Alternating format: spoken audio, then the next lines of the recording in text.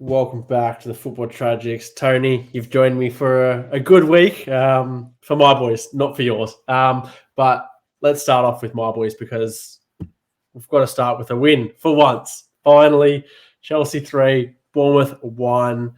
Tony, speak to me about this game. Feels like a bloody long time coming, doesn't it, for a Chelsea win? You finally outscored, I think, January, February, March, April, all put together in one game. So, long time between drinks, but you know what? You get the job done that you need to get done. I don't think realistically you will ever going to get relegated, but hey, this mathematically says Chelsea is staying up. They'll be in the Premier League next year, and I don't think it can get any worse than what it did this year. So I think you are completely fine. This game, again, it's scary to say that I wouldn't have been shocked if Bournemouth won this game. And that's not saying that Chelsea didn't play a better game, but they're still leaking chances. They're still leaking stuff at the back. So, yes, they got the win. Were their goals? Oh, my God, what a great goal. Not really. 2 free kicks into the box, 2 goals. Another one falls at someone's foot. But I think it's a step in the right direction. Lampard's putting down the foundation now for the new coach that does come in. And I think it's happy days if you're a Chelsea fan because when was your last win? Was a month ago, 2 months ago, something crazy like that? I don't even remember. That's the sad part. I don't remember. But no, you said it right. Look, we did still leak chances. It still looked like it was just a shaky Chelsea team, and we're sitting 11th for a reason because we're playing like a team sitting 11th. We're never going to realistically get relegated. I mean, it was getting tight there. It was getting close, but realistically, obviously, never going to happen.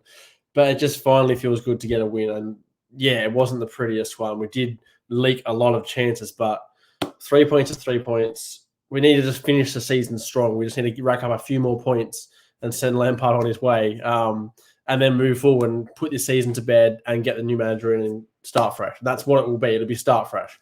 It's going to be a complete write-off.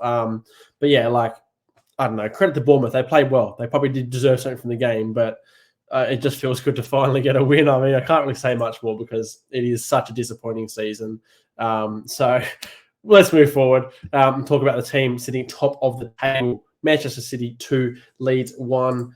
I mean, Man City just so damn good going down the stretch of the season, aren't they? Like, you just don't see them slipping up. I mean, what was it? Erling Haaland didn't score this game, had a number of chances to score, but didn't. But still, 3 points, 2-1.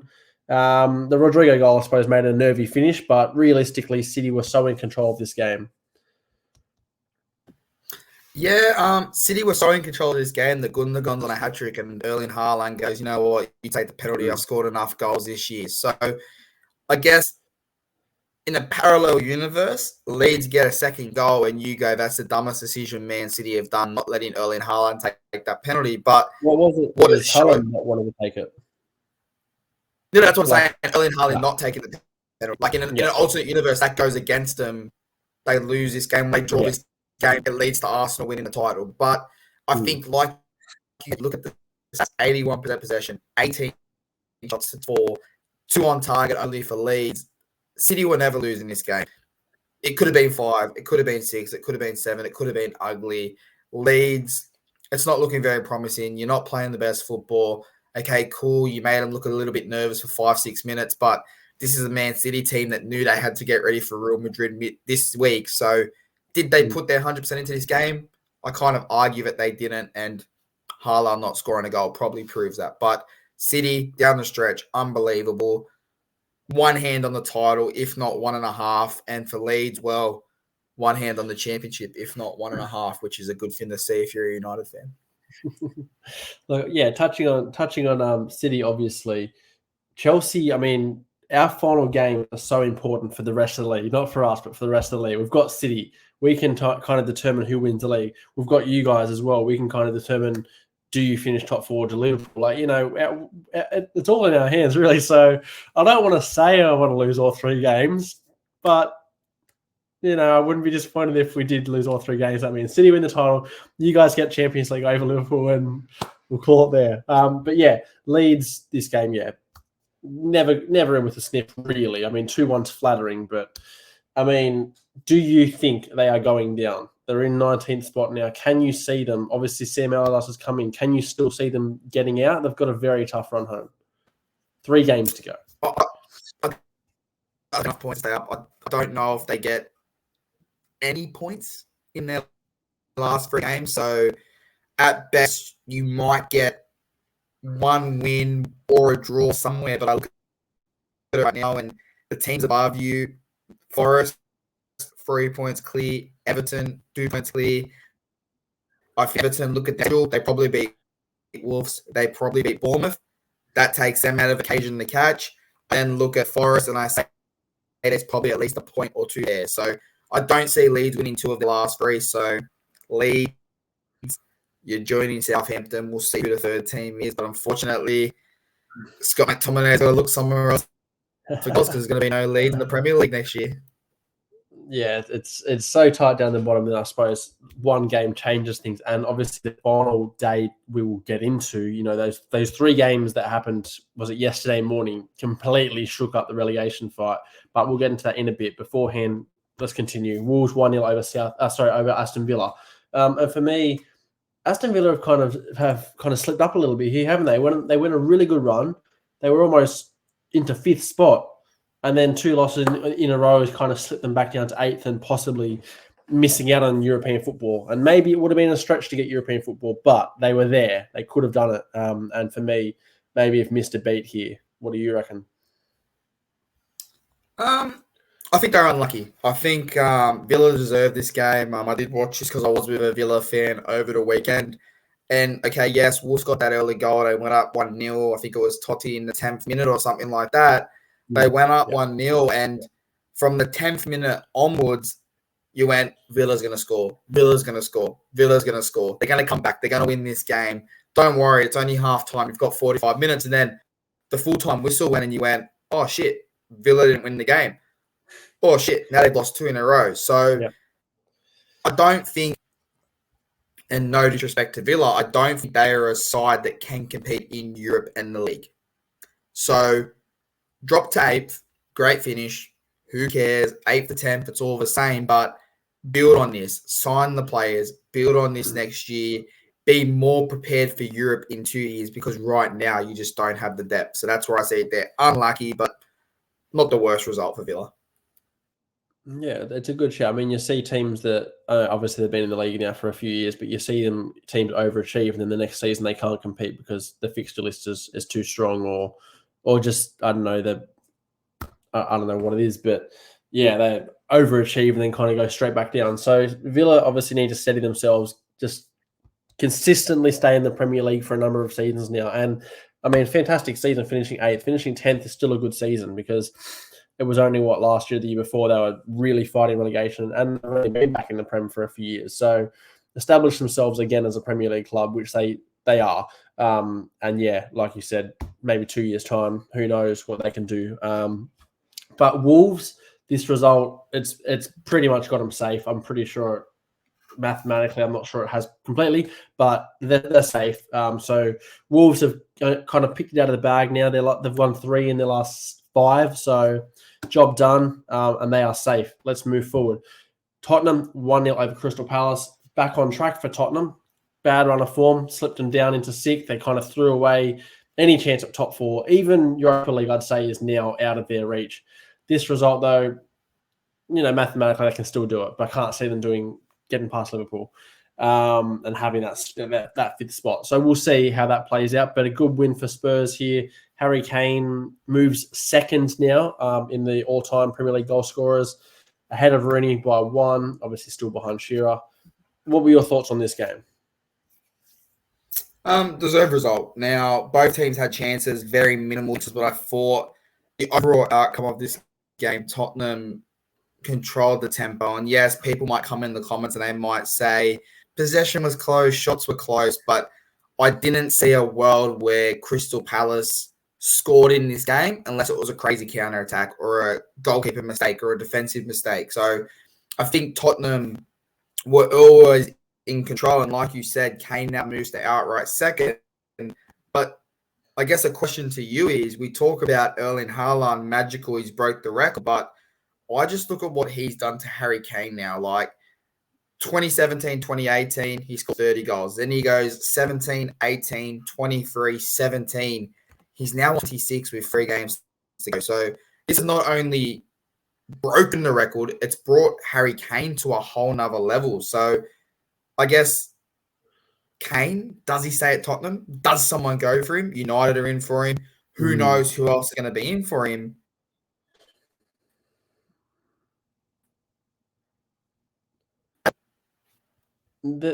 There's only a handful of teams, right, that can afford him, and does he go? Because I think with his Premier League record in sight, he's not leaving the Premier League. Because why go so close? And he only is 50 goals behind now, which it's a lot, but that's 3 seasons he gets that comfortably, if not 2, he gets that. So he can't see him leaving the Premier League. So maybe there is only 2 teams that he could go to, and those 2 teams would be United and Chelsea. Chelsea won't happen because I can't see him betraying Spurs like that. However, if we get Poch, which is looking likely, there's a reunion there, but I don't see it realistically happen. Now, to United, very similar vibe to the Van Persie move. He goes there, he's a star. He probably wins you guys the league. He's that missing link. But again, I just don't know. His loyalty to Spurs is just... Daniel Levy what though, Aaron? If he goes to Chelsea, to break that record in 2 seasons, he's going to have to score almost every single goal because you've only got 34 for the season. Mate, I don't know. I mean, I take him with open arms. Realistically, I do. Like, he's a proven goal scorer, Premier League goal scorer. But yeah, I don't know. I don't know if he stays at Tom. I don't know if he leaves. There's just something he just always is stuck there. Like, Daniel Levy just won't let him go, right? So who knows? But he will end up with the Premier League record at some point. He will get it. Whether it takes him another 4 seasons, 5 seasons, he's going to get it eventually. But that'll be the only thing he wins if he stays at Spurs, which happens. But Palace, just quickly on them, they are safe as well. Job done for them, I suppose. They can kind of assert themselves as a Premier League club again for next year, so fair play to them, and we'll move forward again. Now, Liverpool 1-0 over Brentford. Brentford put up a decent fight here, but Liverpool have come home strong this season. They've won 5 in a row, possibly, I think 6 in a row, sorry. And that 5th spot is definitely theirs. However, they're on your tails now, Tony. We'll get into your game in a bit, but you guys lost. They're a point behind. Yes, you have a game in hand, but they are just a point behind. Are you scared? You have the easier run, I'd say, maybe. But how nervous are you that they can get that 4th spot from you? I would say Liverpool are favourites for 4th spot. I know that sounds quite crazy, but I look back to their last loss was against Man City 8 games ago. So they've had 6 wins. They've had 2 draws. I look at their remaining fixtures. Leicester should get the job done, should dispatch them. Aston Villa, not much to play for, should get the job done.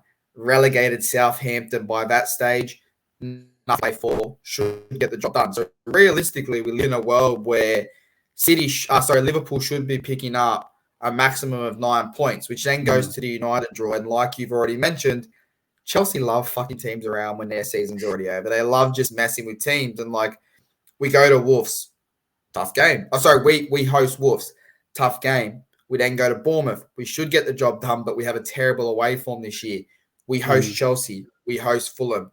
I think what's in our favour is 3 of these 4 games are at Old Trafford. We win 3 of those 4 games, we're set.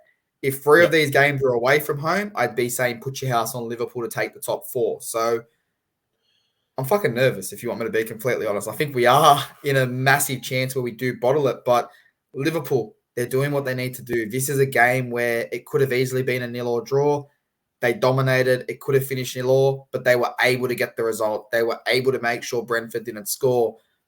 And come 3 weeks from now, if that's what gets them in the top 4, they look back to a game like this where they struggled against a team and we found a way. And that's the Liverpool way. They find a way. So to answer your question in short, fucking terrified, and Liverpool deserve this result.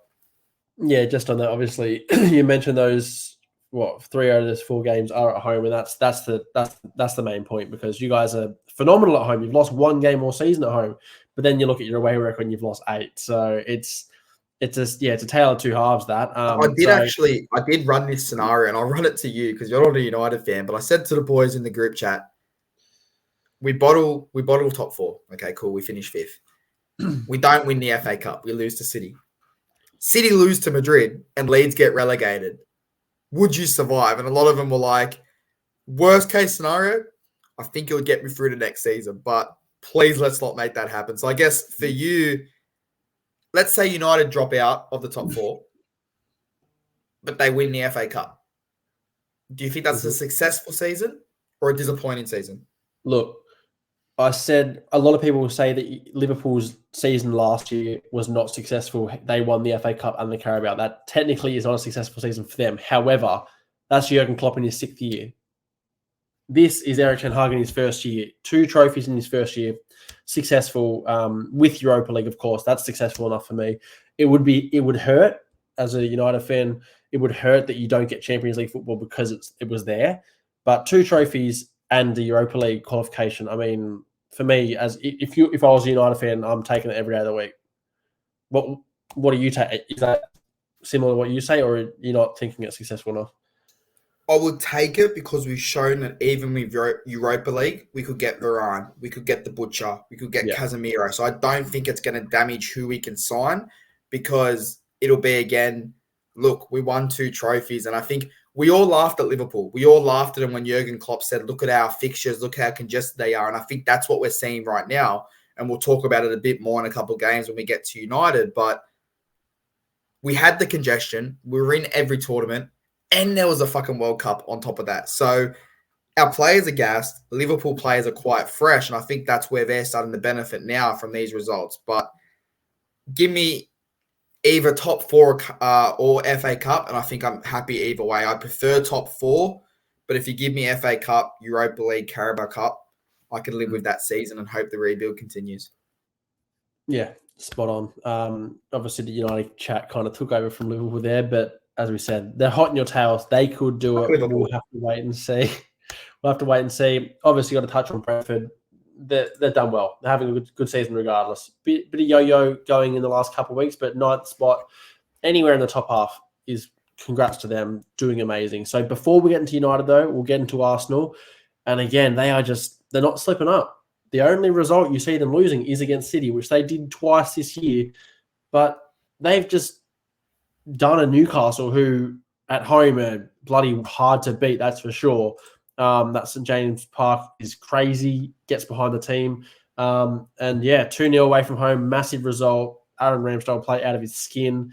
And again, they're keeping on City's tail and saying, hey, you guys need to keep winning because if you don't, we'll come and overtake you. So City have that game in hand, but it is still just a point gap. So what were your thoughts on this game? Did you expect Newcastle to get a result here? I thought this was going to be the final nail in the coffin for Arsenal. I thought they came out here, they would have lost this game. City would have won. They would have run away with it. And yes, mathematically, they wouldn't have won the title, but it would have been done and buried if they lost this game. But I think what we're seeing from this Arsenal side is City had a lot of catch-up games. So what we've seen is they were always 6 points, 9 points clear, but yes, we knew City had those catch-up games, but there wasn't that pressure of City's 1 point behind you, City's 1 point in front of you. And then now we've seen City get a little bit closer and they've drawn to Arsenal.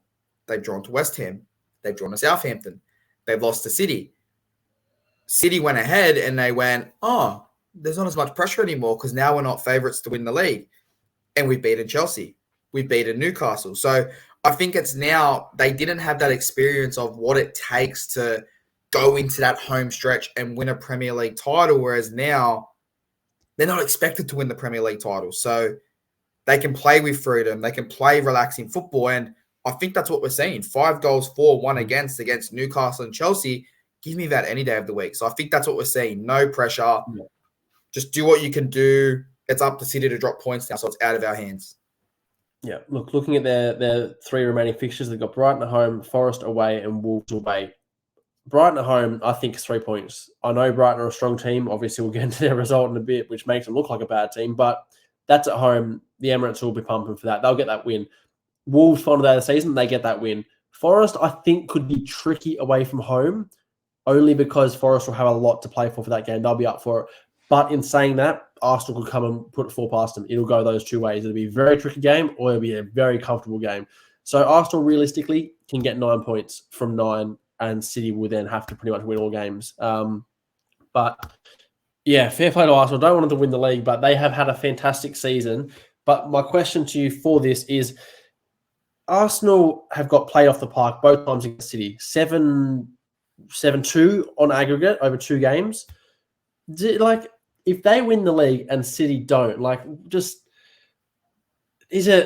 they deserve it? It's a 38 game season, right? So they technically deserve it because over 38 games they were better. But the sheer difference in class between City in those 2 games, what do you make of that? No, I think they deserve it. Now, yes, you can lose 2 games, but I think the biggest issue for Arsenal, and I'll get your thoughts on this when I say it, is Arteta was under Pep. They play the same style. On paper, City's team's probably double the strength of what Arsenal's side is. So if you're going to go to Man City and you're going to try and play a possession-based football against Man City, you're going to get fucked off the park. And that's the same reason I say I'm taking this into the Champions League quite quickly, if City played Napoli, for example, in a final, there's more chance that they blow Napoli off the park. But if they come against the Milan side who's going to sit back and go, we're happy to not have possession and counter, I think that's where you need to break down City if you don't have the strength. So I think the way Arsenal went into those games kind of set themselves up to lose those games. So you know what? Beat me 10-0 and 10-0. If Arsenal lift the title, their fans aren't going to give a shit if they lost to City 50-0. So I think they'll deserve it. But like you said, there is a sheer class. And at the end of the season, City can go, we won the title. We were the best team by a country mile. Arsenal can go, we lost the title. We lost to the only team that really kept us honest all season. I don't want to stand to Arsenal too much because, yes, they phenomenal season, 38 games, whatever. But if they don't win the title, they've won no trophies, right? Still got Champions League football, fair play. But next season, where do they sit in the ranking of who's favourite to win? City obviously be favourites, but you've got the Chelseas who should be back. Liverpool should perform a lot better. You guys are getting there as well. I just can't see them keeping up. I can't see them being that second. They're not going to be the second team next year. They're going to find it very tough to stay in. And then Champions League, I can't see them going deep in the Champions League if teams like City and Madrid or Bayern will come to them and just absolutely outscore them. I reckon you'd start next season with City as favourites. I think Liverpool will go in the second favourites. I think Arsenal will sit in that third favourites. Now, I think Chelsea still need to start that rebuild and they need to get a coach in and they need to rebuild under that coach. So we could see a slow start. United, I'm not going to say we're anywhere near a title charge just yet. I still think we need 2 more seasons under Ten Hag. Let him build, let him sign some depth. We'll see how that goes. Newcastle, great season we're seeing right now. They're dropping off. There's still a big chance that Newcastle go to Leeds. They need the points. They could lose that game. They face Brighton. They face Leicester. They face Chelsea. Big games. They could still end up with no Champions League football. So yeah, I don't think Newcastle would be there. So I'd put Arsenal around that third or fourth favourite to take out. But this year would be a success because of where you're at, but a very disappointing success that you didn't get any trophies this season because you were favourites for Europa.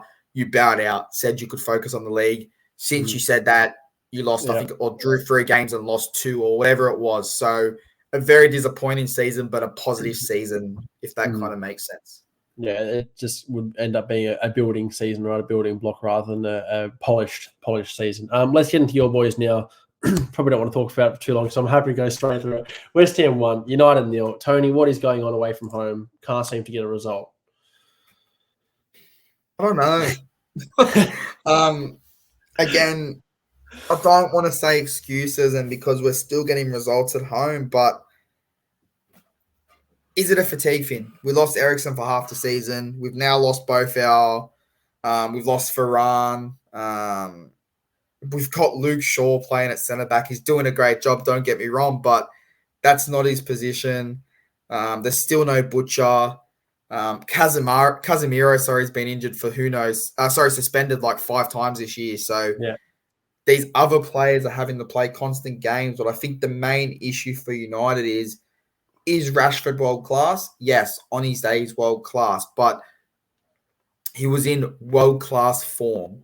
He is a world-class player on his day, but he's too hot, cold, hot, cold, hot, cold. United need a player that can go in there. Let's use Harry Kane, for example, and can bag you 20 goals where you know at the start of the season, no matter how shit your team is, you're scoring 20 goals. Weghorst, fuck, we thought he was God's answer to Ronaldo leaving. Please, Eric, if you're just saying that you like him in the media, leave it just for that because we do not need him next season. Martial, I read a crazy stat. What is it? 9 goals in 3 years or something in the Premier League. So that's absolutely horrendous. Anthony, I'm sure he'll get to his play once we kind of strengthen that midfield a little bit more, but he's still not looking his best. I don't know. The Gea making absolute howlers. It's a tough one, but I do think that pressure of the congestion of fixtures is slowly catching up to United with the injuries. The team's fatigued. We don't have our starting lineup, but again, like you said, we're finishing this season with one trophy, another final, a quarter final in the Europa League, potentially a top 4. I think a rebuild under Ten Hag this quickly, you're going to take it and you're going to move on. But this game here, it was disappointing. We could barely get a shot away. And yes, we had 19 shots, but they were all rushed. We had 4 shots on target. Yeah. 4 shots on target for a side like United, absolutely horrendous. West Ham, fair play to you, but I guess it's back to the drawing board because, like I said, we've got a few games left in the league to get top 4, and then we face City in a final. And I'd almost rather forfeit and take a 3-0 loss if we're going to play how we did today against Man City. Look, this result for West Ham meant everything. It basically gets them safety. They're basically safe now. They're not, again, mathematically, but I can't see them going down at all now. So fair play to them. They're staying up when they needed to. But yeah, you guys, I feel like, look, Rashford, he is world class. Let's be real. He doesn't do it. He's been on the hot streak, and you didn't expect it to end. You thought, no way, this is ending. But the problem with that is when he doesn't score or assist, nobody else is doing it, which makes it look worse on him because it makes it look like if he's not doing it, you guys lose a game and then, Rashford's to blame. But if Weghorst was scoring 1 in 5 when Rashford's not, that would be fine. You wouldn't blame Rashford then. You go, Rashford had an off week, but that's all right because United still won. So that's where your Harry Kanes come in. Gets you 20 goals a season. Rashford still goes and scores 15 of his own, gets a few assists here and there. And then you're not thinking, Rashford's not performing this week because someone else has stepped up to the plate. Bruno's done it in past seasons. He's stepped up when other players haven't. But yeah, Weghorst does not contribute as much as I thought he would. I thought he'd actually be quite an ideal signing. Hasn't worked out. We know he works hard off the ball, but you do need to score goals or get an assist. And he's just kind of, his output just hasn't quite been there. And it's not helped Rashford either. So look, I think Rashford's going to, I think he'll get back. I don't, he's not going to just disappear now. Obviously, he's still in form, but a little blip there. He needs to get back on track because he does need to fire you guys to Champions League football. I mean, I want to see it as well. So fingers crossed for you guys. And let's get into what I mentioned before was that crazy 3-game stretch on the final day of this match round that just completely shaped up everything. As you can see there, Fulham 5, Leicester 3. I mean, Fulham went up, 5-1 at one point in this game. So Fulham, absolutely fair play to you. You've had an amazing season, but it's all about Leicester here. What are they doing? This could have been a game they could have gone and got a draw. And yes, 5-0 makes it look a bit better, but they were down 5-1. They are definitely one of the teams that can go down, obviously. They're sitting in 18th, and I just wouldn't be surprised to see them go. They don't look like they want to win games. Jamie Vardy missed a penalty here. Some of their players, like James Maddison, they're working hard. They want to win, but they probably know in the back of their head that if they go down, someone's coming in for them. James Maddison and Harvey Barnes will go to top sides, top 10 sides for sure. The likes of the Villas, Fulham, I don't know. Someone's going to pick up those 2 players, right? So James Maddison goes down. He knows that he's not to blame for them going down, but he also gets a move to possibly Europa League, Champions League side. You don't know. So what's your thinking there? Leicester going down after winning the league less than 10 years ago is pretty wild, right?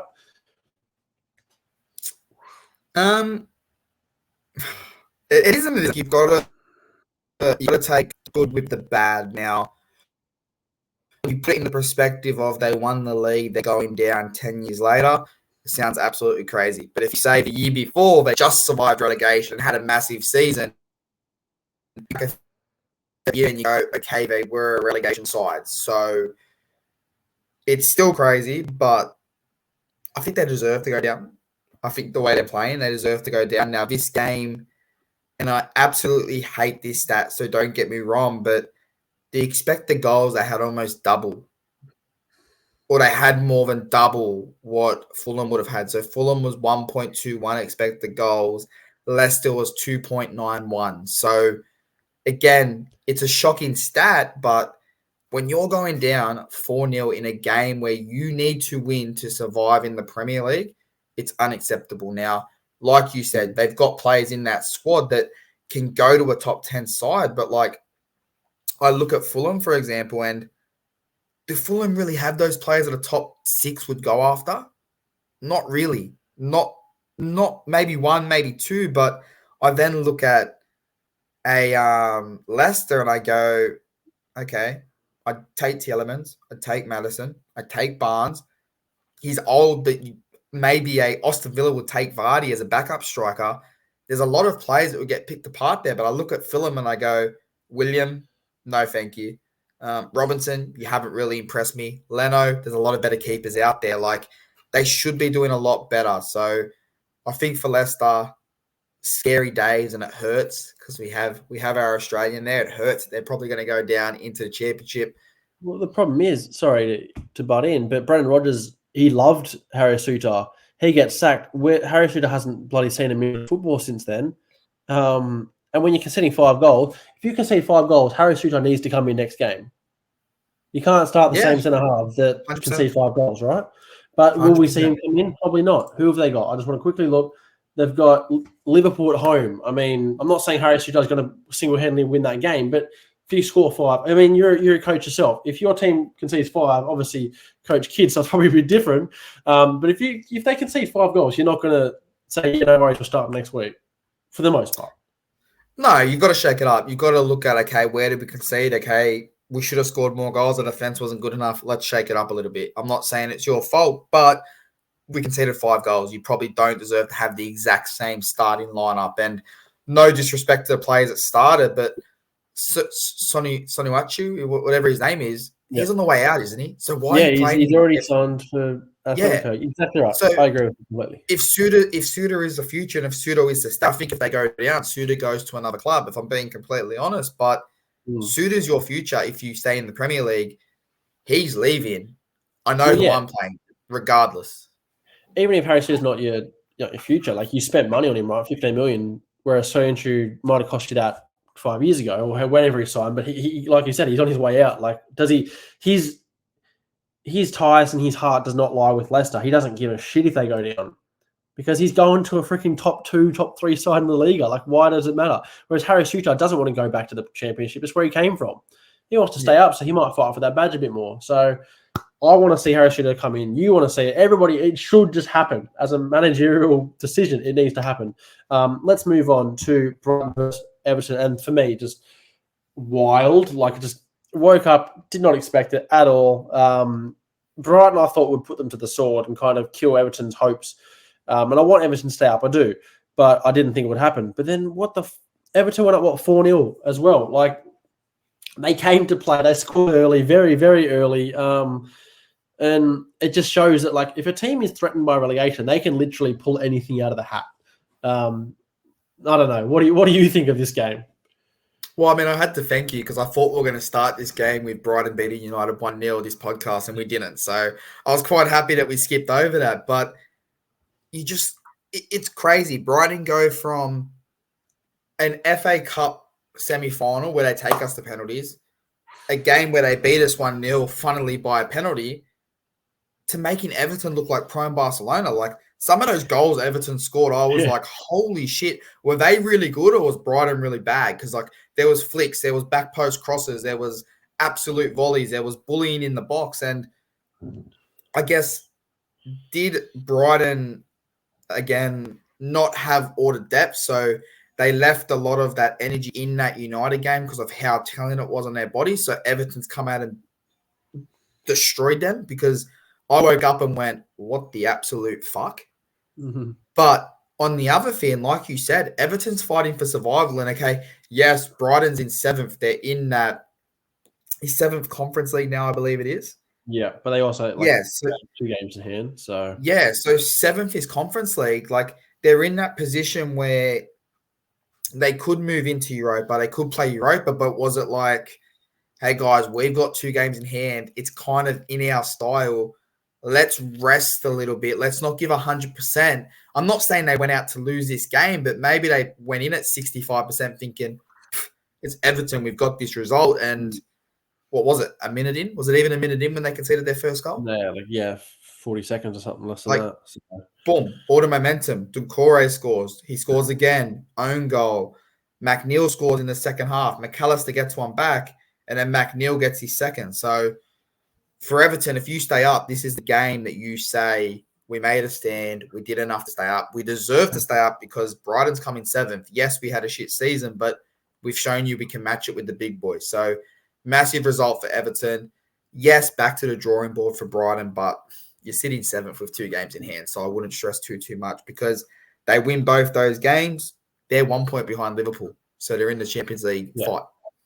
Yeah, absolutely. I mean, back on Everton, like this result, scoring 5 goals away from home, you would think is not a team fighting relegation. You would think, they're fighting European football. Who knows? Or you're at least playing someone who else is in relegation with you. Yeah, exactly right. So realistically, though, this result, right, it's huge. But if they go and lose next week, which I think they have City, or they've definitely got City coming up, but they've got City. We're both looking. They do have City, at home. So, like, they go and lose that game, right, and Leeds and Leicester win. They're back in the relegation zone, and all of a sudden 5-1 against Brighton doesn't look so good. So they need to take this. And look, I don't know. Do they get a result against City? It's hard to say. But play some nice football against City or park the bus. I don't know. But even if they do lose against City, they still need to carry on. But what I liked here was it went to 4-1. Whatever, foot could have been taken off the gas, but no, Dwight McNeil wanted to just go and score that 5th goal and just get the confidence up. So I hope he takes that momentum in. I don't want them to beat City because, again, I want City to win the league over Arsenal, but Everton also, I don't know, can they pull something out of the hat against City? I will say what helps them is 4 days later, they now have a 1-1 tie against Real Madrid in the Champions League. So one eye is going to be on that. Yes, you want to get the result. Don't get me wrong, but you could see a lineup where your Haaland's on the bench in case you need him. Alvarez starts. You could have a bit of a shuffle because, you want to win the league, but I think you're more likely to see a KDB bench than a Haaland. I think Haaland will play every minute he can until unless he scores. He'll play 60 if they are up comfortably. But I think Haaland would start over. But I think City know that they've got the squad. They can rotate the other players. I think the likes of KDBs, Haaland's will start no matter what.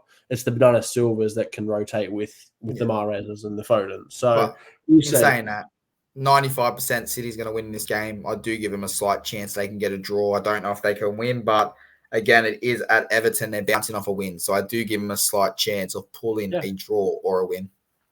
Okay, we'll see. And let's finish off. We'll make this a bit quicker. Southampton, they're down. Mathematically, no. But condolences. Their stay has been good. Let's be real. Their stay in the Premier League has been good. Had a couple great back-to-back Europa League seasons there. And again, they've kind of just fallen off because they were building towards a nice top 10 side, and then bam, shit's hit the fan, and this has just been a horror season for them. 3 managers, none of them could make it click. Nathan Jones in the middle there kind of just derailed everything. And then Ruben Sellers hasn't been horrible, but he's definitely not been enough to keep him up. It was given an almost impossible task, but it looks like that's them done. It would take an absolute miracle for them to stay up now. But on the other hand, congrats to Forest because you're not up yet. You're not staying up yet, and you definitely might not. But this was a result that you needed to grind out and win. So we'll see how the next few games pan out. That's kind of all I've got to say about this whole game. What have you got to finish me off with? You know what? For a relegation-bound battle, it was entertaining. I mean, as a neutral, it's entertaining. Obviously, we have a mate, Givo, who was on the podcast, it probably wasn't as entertaining for him. But you know what? I think they'll be all right in the Champions League. Yes, in the Championship. Yes, they're going to get picked apart, but I do think there's a world where Southampton sell some of their players, invest that money, and come straight back up to the Premier League because they do have talent. But 2 wins from your last 16 games in the Premier League, it's just, I know you've got draws in there, but it's just not enough to keep you up. And they currently sit 7 points outside that safety, and they've got to play Liverpool and Brighton. So you're not winning all 3 games. You're not getting 9 points. And even if you do, you need results to go in your favour. So good stay, great stay. It's going to be interesting to see where the likes of like Prowsey and stuff end up next season, who picks them up. But I do think we live in a world where Southampton play the Norwich role for the next couple of weeks and go down, the next couple of years and go down, up, down, up, down, up, because they're a good side in the Championship. They might struggle in the league, but I think we see Southampton sooner than what we see some other teams that do get relegated to the shit. Okay. Look, it's just crazy to think, though, that Southampton have taken 2 draws off Arsenal this season. They're top of the league or thereabouts. They've beaten City in the Cup. Like, they've got some big results. They've beaten Chelsea. I think they've taken a point off Liverpool. They've got some great results. And the fact that they're still going to finish bottom of the table is wild. So that's where we're going to finish it, Tony. Thanks for joining me. It's going to be a mental end to the season, that's for sure. There's 3 games left. For most teams, a few more for other teams. We'll see how it pans out. Relegation, top 4 title. We'll be here next week again to review it. So, Tony, thanks for joining me, and we'll see you